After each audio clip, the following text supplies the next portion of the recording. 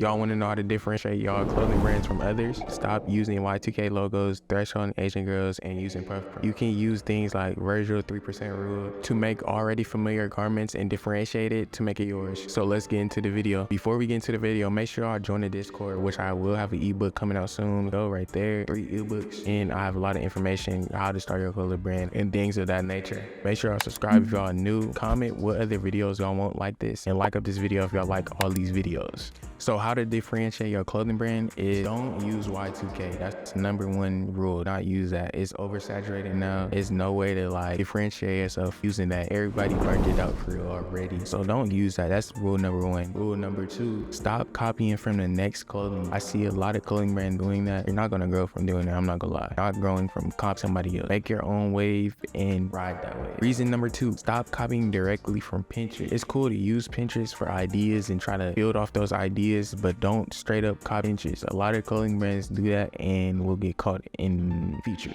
from doing that. So don't do that. So now we're gonna say ways you can differentiate it. You can differentiate it by thinking out the box for your garments. Don't use regular screen print. Don't use regular embroidery. Try to work around with a piece of like a hoodie. Like do different type of stitches, different type. Next, like I said in the beginning, use the Virgil 3% rule. Basically, Virgil said find something that's already popped and add your own sauce to it. Basically, change it up 3% and make it yours. Do that and you have a whole new product. So yeah. Another thing you can do is go outside and explore. You can find different things you add to your clothing brand, but it's like graffiti or something like that, or like shapes outside. So yeah, do that. You can also build an aesthetic for your clothing brand. There's a lot of clothing brands that do that, build like a lifestyle, and people like that lifestyle and they buy into a lifestyle. So you also do that too. Last but not least, you can use different market brands. Like Pitchfork uses the homeless and they shoot photo shoots with the homeless. That's their aesthetic. People want to buy into that aesthetic, and the marketing for the aesthetic and really boost your sales and have people wanting your brand a lot. And that's how you differentiate your clothing brand from others. Make sure y'all join the Discord, subscribe if y'all new, comment other video ideas, like this video, and we got the book on the way. And follow all my social medias down below. On my Instagram, the personal Instagram, brand Instagram, all that.